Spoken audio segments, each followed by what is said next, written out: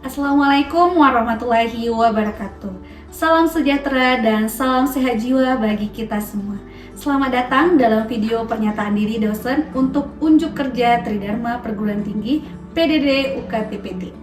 Perkenalkan, saya Mariani, NIDN 1322119501, dosen tetap program studi psikologi Fakultas Ilmu Sosial dan Humaniora Universitas Muhammadiyah Mahakarya Aceh.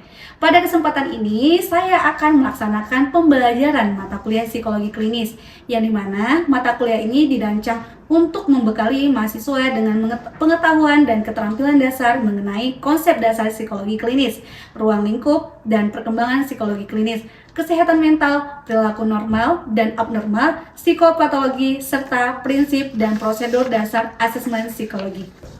Mata kuliah ini membekali mahasiswa dengan kemampuan mengidentifikasi gejala psikologis, memahami metode asesmen dasar, dan menganalisis kasus psikologis sederhana secara ilmiah sesuai dengan kode etik profesi. Dalam proses pembelajaran ini, saya menerapkan pendekatan DIA, yaitu Delivery, Interaction, dan Assessment. Pada tahap delivery, materi disampaikan secara sistematis melalui penjelasan konsep dengan menggunakan media pembelajaran yang relevan, yaitu dengan menggunakan PPT. Pada tahap interaction, mahasiswa didorong untuk berpartisipasi aktif melalui diskusi, tanya jawab, sehingga mampu menghubungkan kemampuan berpikir yang kritis. Selanjutnya, pada tahap assessment, penilaian dilakukan secara berkelanjutan melalui observasi partisipasi dan evaluasi hasil belajar untuk mengukur ketercapaian pembelajaran mata kuliah. Melalui pendekatan tersebut, diharapkan mahasiswa mampu memahami konsep dasar psikologi klinis, menganalisis gejala psikologi, memahami dasar asesmen psikologi, serta menerapkan hasil asesmen dari analisis kasus. Dengan demikian, mahasiswa diharapkan mampu mencapai CPMK mata kuliah secara optimal. Untuk lebih lengkapnya dapat dilihat pada video berikut ini. Selamat mengikuti perkuliahan ini. Wassalamualaikum warahmatullahi wabarakatuh. Baik, bismillahirrahmanirrahim. Assalamualaikum warahmatullahi wabarakatuh. Waalaikumsalam warahmatullahi wabarakatuh. Gimana kabarnya semua, sehat? Alhamdulillah sehat, Bu. Mentalnya sehat? Sedikit. Oke, nanti kita akan membahas lebih dalam ya. Ya, Bu. Baik, sebelum mata kuliah kita lakukan, sebaiknya kita berdoa dulu bersama-sama dalam hati, berdoa di muka.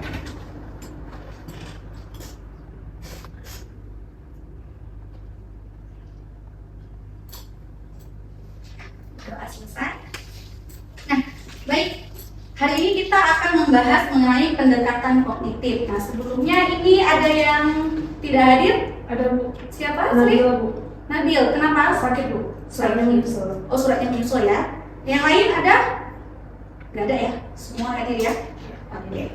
Ya, hari ini kita akan membahas mengenai pendekatan kognitif. Yang sebelumnya kita sudah membahas mengenai pendekatan psikoanalisa dan humanistik. Nah, sebelum Ibu bahas materi, Ibu jelaskan lagi ya FPS psikologi klinis, yang dimana itu terdiri dari 2 CPL, yaitu CPL 3 dan CPL 4. Nah, bisa kita lihat di sini.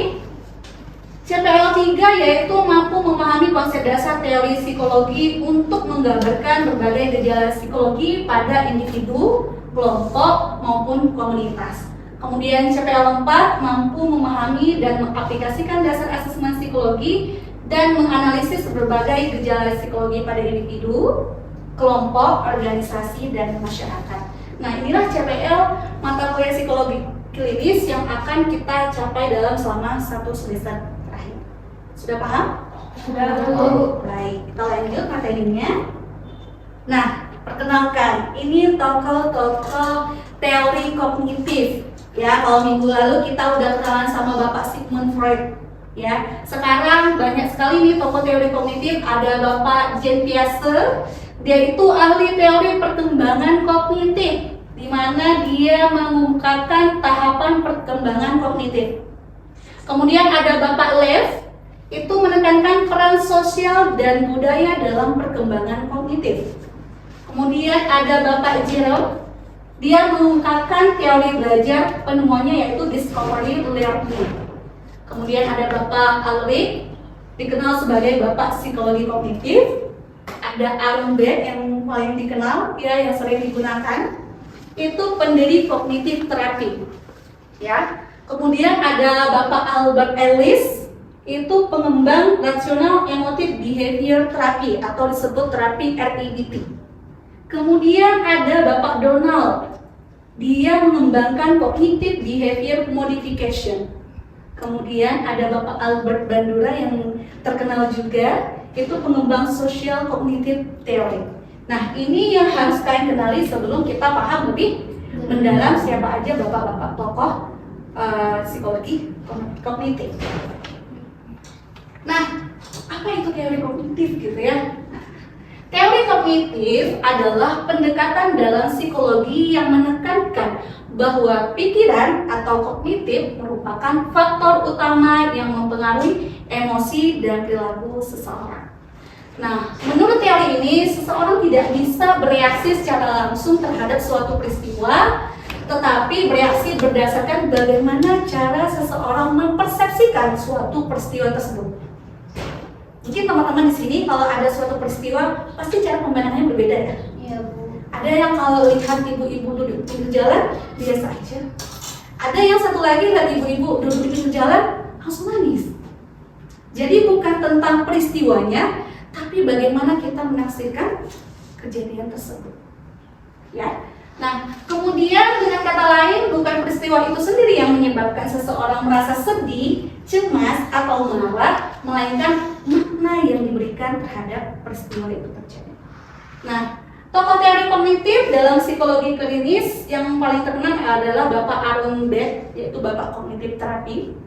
Kemudian Bapak Albert Ellis, kemudian Bapak Donald, ya. Tapi di antara ketiga tokoh tersebut ini, Aaron Beck lah tokoh yang paling berpengaruh dalam pengembangan teori kognitif di bidang psikologi klinis.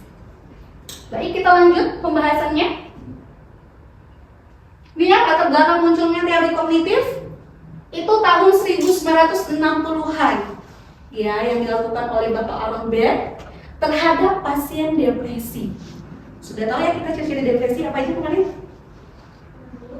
Sulit tidur, ya, nafsu makan menurun, berkurang gitu ya, dan banyak sekali gejala lainnya, bahkan ada pikiran untuk bunuh diri, ya.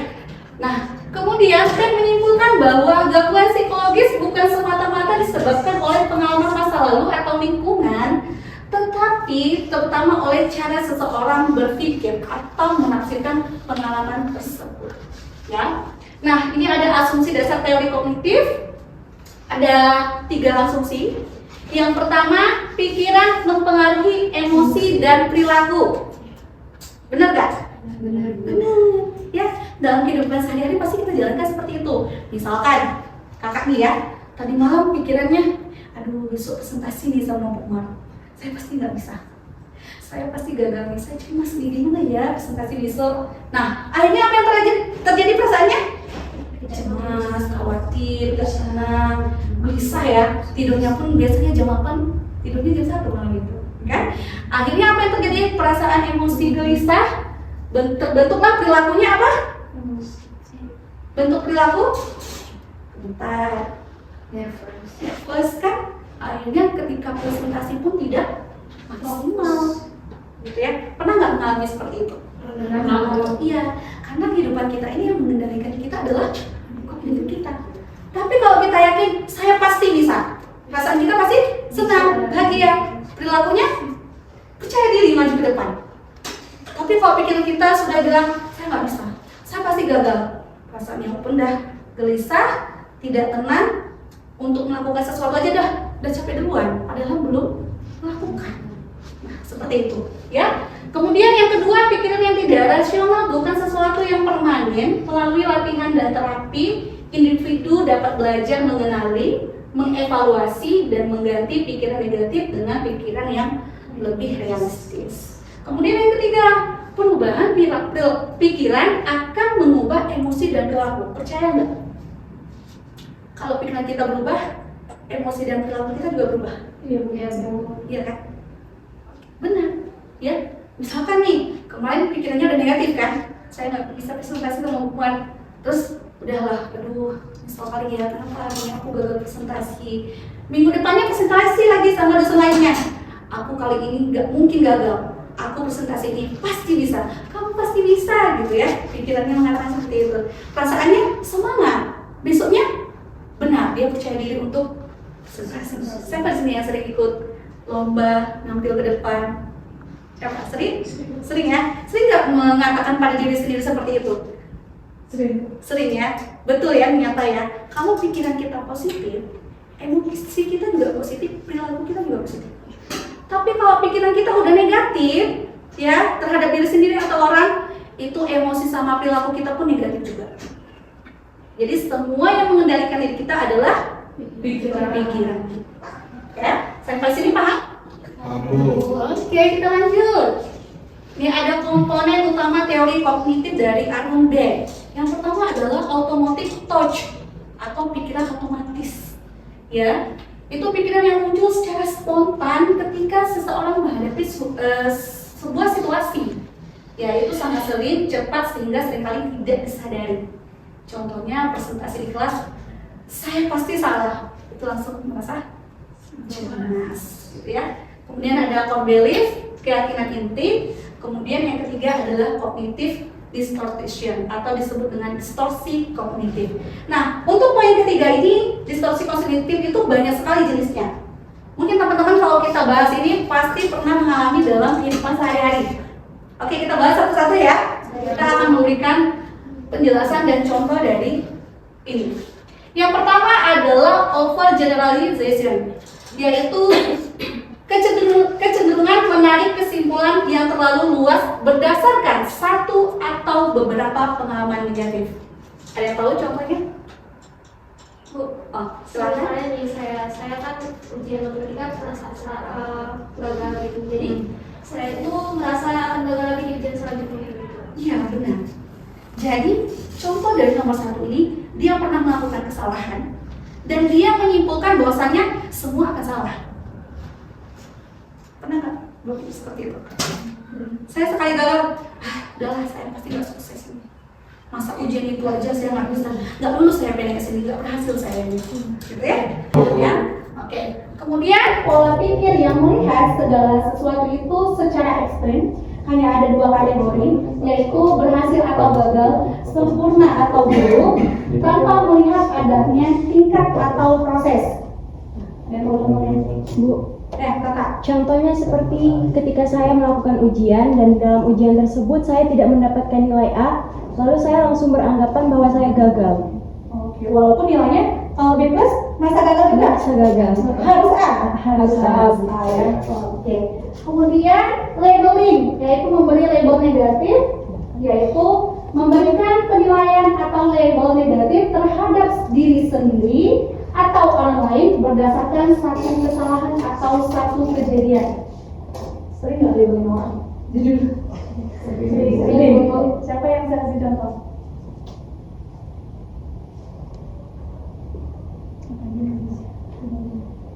Oh saya Bu. Silakan. Jadi dalam kehidupan sehari-hari ini kan memang banyak kita memberi penilaian kepada seseorang itu kan. Contohnya ketika seorang tersebut mengerjakan suatu kesalahan. Contohnya seperti ketika kita sama saja seperti ujian tadi, di mana kawan kita ini kan sudah percaya diri gitu kan, kita mendapatkan nilai yang baik, tetapi kawan kita mendapatkan nilai yang rendah. Jadi sebagian orang itu kan menghargai, tapi sebagian orang juga memberikan komentar negatif terhadap seseorang tersebut. Biasanya pernah dengar nggak kalimat apa sih yang pernah dilontarkan oleh teman atau melihat orang lain? Belajar boy Gitu ya. Atau jangan malas sebenarnya ya. Ih, udah bisa. Itu memang terbiasa kayak gitu ya. Ada label-label tertentu yang dicap dari kawan ke orang yang pernah sekali berbuat salah. Nah, ini jangan ditiru ya. Oke, yang terakhir adalah mind reading, yaitu klien menganggap mengetahui penilaian orang lain tanpa adanya bukti. Yang tahu jawabannya? Nah, tidak? Ya, ada Bu. Oke. Nah, yang terakhir adalah adalah mind reading, yaitu klien menganggap mengetahui penilaian orang lain tanpa adanya bukti. Ya, ini misalkan semua teman menganggap saya gagal. Dia mengatakan seperti itu tanpa adanya bukti. Kalau tadi kan mungkin temannya pernah mengatakan ya, kalau ini temannya tidak pernah mengatakan, tapi dia menganggap temannya berbeda seperti itu. Iya, menuduh ya. Makanya ini tidak ada bukti, ya hanya pikiran sendiri. Nah, ini ya ada beberapa teknik kognitif ya. Ada yang pertama itu ada psychoeducation, di mana tujuannya itu bisa membantu klien memahami hubungan antara pikiran, emosi, dan perilaku. Ya, ini nanti terapinya ketika kita sudah memberikan atau mengetahui dinamika psikologi dari klien, ketika kita sudah melakukan wawancara observasi di mata kuliah sebelumnya, ya. Kemudian ada touch record, yaitu catatan pikiran, di mana kita mengidentifikasi pikiran otomatis, yaitu pikiran negatif yang muncul pada situasi tertentu. Pernah nggak berpikir negatif? Nah ya, biasanya mulai hal apa? Diri sendiri bu. Diri sendiri ya. Karena apa abang berpikir negatifnya? Kenapa harus kayak gini selalu gitu kan? Gak mau berkembang selalu. Iya. Kenapa ya aku kok begini terus ya? Aku nggak berubah gitu. Ya. Aku gagal gitu ya. Nah itu ya, itu catatan pikiran negatif. Nah itu biasanya prinsip dasarnya klien mencatat situasi kapan pikiran abang itu muncul. Pada saat kapan? Kalau abang kapan? Lagi istirahat tuh. Lagi istirahat, lagi capek, muncul pikiran itu ya. Kemudian itu namanya pikiran otomatis bang. Jadi kita harus tahu kondisi kapan muncul pikiran negatif itu. Kata abang kondisi ketika capek, dia lagi istirahat, muncul pikiran otomatis bahwasanya kok saya nggak boleh, kok saya stuck di sini terus. Nah, kemudian emosi yang dirasakan apa kan? Kok ada pikiran seperti itu? Kesel bu. Kesel, sedih, capek, jengkel gitu ya. Kok aku gini terus ya? Gitu. Melihat kemarin kayaknya udah maju, ya. Nah, itu ya intensitas emosinya itu level 1 sampai 10. Kira-kira abang berapa waktu itu? Mungkin 50-50 sih bu. Jadi kayak masih ngomong sama diri sendiri kayak ngobrol, nggak tahu bilang atau enggak bu. Tapi kayak orang aku ada yang jawab aja gitu. Kalau ibu kasih tingkatan emosinya, kalau 1 itu sangat rendah, kalau 10 itu sangat tinggi. Kira-kira level berapa pikiran itu mengganggu aku? Di level berapa? Masih di level rendah bu, paling 4. Ya, ya. Oke, seperti itu ya. Dan perilaku sebagai dasar evaluasi kognitif. Ketika perasaan abang kesal, jengkel, sedih, marah karena pikiran itu muncul, biasa perilaku abang bagaimana? Produktif nggak sekalian? Iya bu. Produktif atau tidak produktif?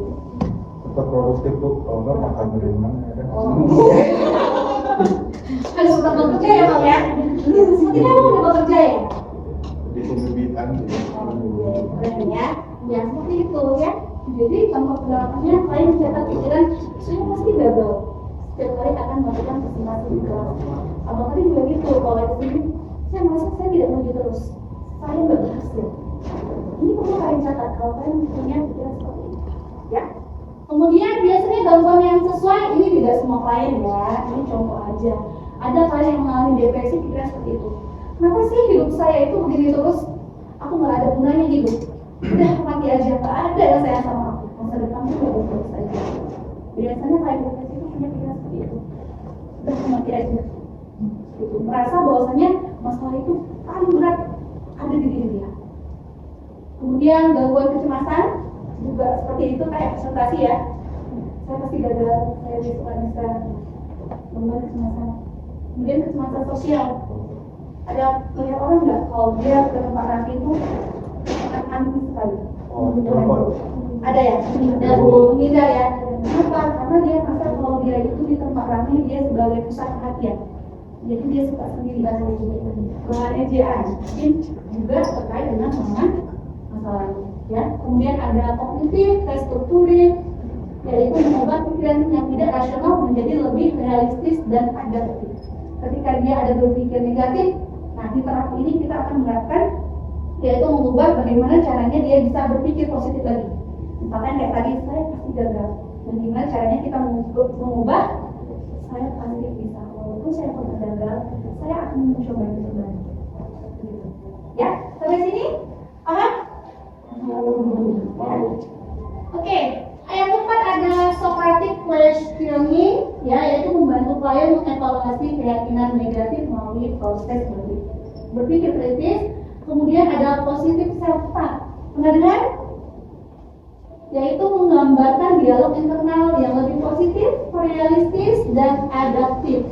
Ya, yaitu mengubah pikiran saya tidak mampu menjadi saya masih belajar dan meningkatkan kemampuan saya. Ini bagi orang-orang yang sering merasa cemas, saya merasa tidak mampu. Nah, berikan self-talk, gitu ya. Saya pasti bisa. Saya pasti mampu. Aduh, bisa ujian final, saya pasti bisa mendapatkan nilai terbaik. Gitu. Self-talk. Ya. Nah, kemudian reality testing itu menguji apakah pikiran negatif sesuai dengan fakta yang sebenarnya. Misalkan ya kayak teman tadi, saya merasa saya di sini terus. Tapi emang punya prestasi nggak? Alhamdulillah ada. Apa prestasinya? Dulu sering ikutan lomba pramuka Bu, di mana-mana sampai tingkat nasional juga pernah Bu. Ikutan Jamnas 2016 juga pernah Bu. Di Jakarta. Terus Ya. lomba debat sampai di Solo pun pernah Bu. Oke, debatnya tentang apa Bang? Ini ideologi Pancasila kemarin itu Bu. Memang udah ada script teksnya sih dikasih judulnya kan. Tapi sudah keren ya, tingkat nasional ya, sudah kemana-mana gitu. Berarti kamu merasa gagal nggak? Merasa bahwasanya kamu tuh stuck di situ aja nggak? Kalau dulu sih enggak Bu, sekarang ini kan makin tua kayak apa sih gitu Bu ya. Hidup ini gini-gini aja gitu. Gini aja gitu nggak ada perubahan. Nah justru itu, ketika kita punya pikiran yang merasa kita nggak maju-maju, ada di posisi yang tetap, kita harus bisa berpikir bakat apa yang pernah aku dapatkan, kelebihanku apa ya. Misalkan aku nggak pandai masak, tapi aku pandai melukis, aku jago olahraga, aku sering ikut lomba, sehingga aku punya perkembangan yang baik kok, walaupun ini belum. Dan pasti aku akan bisa melewati ini. Karena kan kadang seseorang ketika dia punya masalah, dia merasa aku di sini aja, aku gagal, aku nggak maju, sampai dia lupa hal-hal yang baik atau hal yang positif pada diri dia. Padahal dia punya kelebihan masing-masing. Tapi karena dia sudah pikirannya fokus pada di situ aja, sehingga lupa kelebihan. Ini harus kita ubah, ya. Ini sudah kita jelaskan ya beberapa pendekatan dan beberapa jenis teknik kognitif atau terapi pada klien. Nah, ada yang bertanya mengenai terapi yang sudah dijelaskan? Ya, silakan. Oke Bu, Pak. bagaimana cara penggunaan terapi kognitif dan terapi behavioris gitu? Oke, kapan digunakan terapi kognitif dengan terapi kognitif behavior? Ya. Nah, itu kalau keduanya kita lihat terapi kognitif dia fokus pada pikiran aja. Pikiran. Kalau terapi kognitif behavior dia pikiran dan perilaku. Kalau misalkan nih saya pernah menemukan pasien datang ke rumah seorang perempuan, ya seorang istri, dia merasa tidak berguna karena suaminya selingkuh. Berarti saya digagal menjadi istri, saya istri tidak berguna. Nah, seperti itu. Tapi perilakunya masih produktif, di rumah masih bisa masak, masih bisa mengurus anak. Tapi pikirannya seperti itu, suami jarang di rumah. Nah, sehingga pikirannya itu yang kita terapikan. Cukup terapi kognitif saja, gitu ya. Tapi kalau terapi kognitif behavior, ya contohnya kayak tadi kasus depresi, ya saya merasa gagal, ya. Atau contohnya yang paling mudah deh, kayak tadi presentasi, saya pasti nggak bisa presentasi. Saya kalau presentasi pasti saya gagal, saya akan ditertawakan oleh teman-teman. Akhirnya ketika dia berpikir seperti itu, dia nggak mau presentasi. Alasan dengan dosen apa? Bu, maaf saya sakit, gitu ya. Pernah nggak? Bu, maaf saya izin karena saya sakit, gitu ya. Perilakunya menghindar. Ya, nah itu perlu terapi kognitif dan perilaku behavior. Karena pikirannya itu mempengaruhi perilaku dia. Yaitu perilakunya apa? Menghindar. Kira-kira sudah paham? Paham. Oke, kalau betul sudah paham, ibu kasih tugas untuk kalian. Ya, sekarang coba bagi 3 kelompok deh. Ini 6 kelompok, jadi 1 kelompok boleh diskusi. Ini badan sini juga 1 kelompok berhadapan, muter, boleh? Oh, bulat Ini ya? juga. Bikin bulatan. Iya, bulat lingkaran. Silakan. Ayo kita tes studi analisis kasus. Oke, di sini tugasnya ada 2 analisis kasus. Yang pertama ini ya soalnya. Maya baru bekerja selama 1 bulan. Suatu hari atasannya meminta Maya memperbaiki laporan yang dibuatnya. Setelah pulang kerja, Maya berkata, saya pasti akan dipecat. Namun atasannya mengatakan, silakan diperbaiki, nanti kita diskusikan lagi. Tidak ada pernyataan bahwa Maya akan diberhentikan oleh atasannya. Sekarang coba analisis kasusnya ini berdasarkan tugas ini. Silakan dikerjakan, diskusikan dengan teman-teman.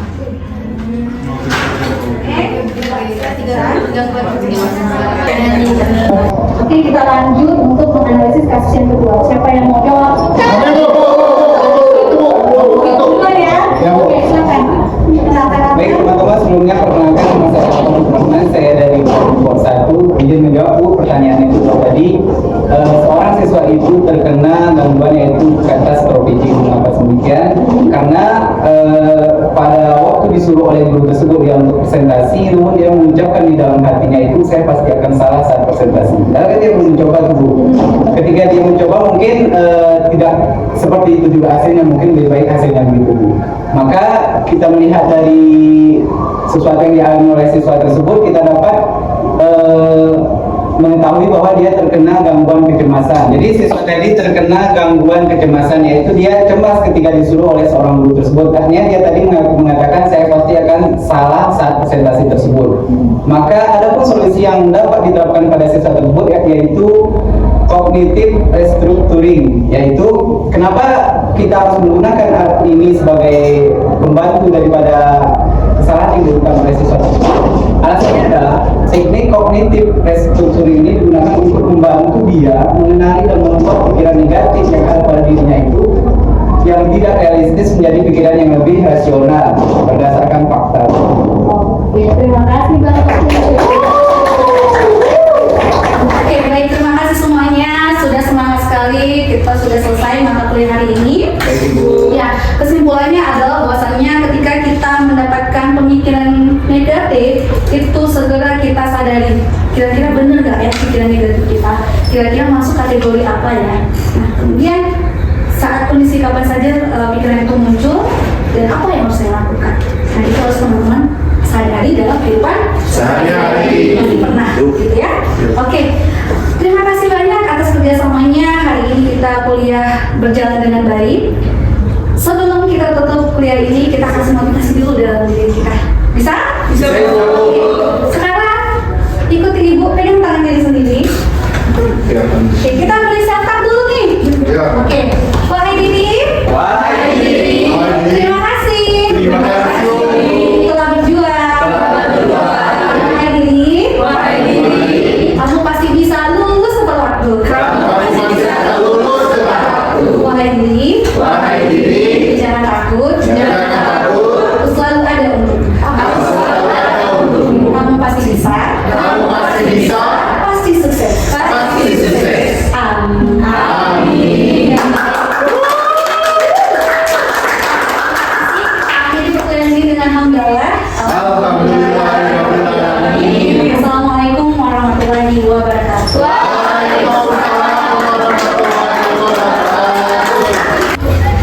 Masuk semua ya, hati-hati di jalan ya. Hati-hati di jalan. Demikianlah penjelasan terkait video PDD UKT PT Mata Kuliah Psikologi Klinis yang saya sampaikan. Semoga dapat memberikan gambaran yang jelas terhadap kontribusi saya dalam Tridharma PT, khususnya bidang pendidikan dan pengajaran. Atas perhatiannya saya sampaikan terima kasih. Salam sehat jiwa untuk kita semua. Wassalamualaikum warahmatullahi wabarakatuh.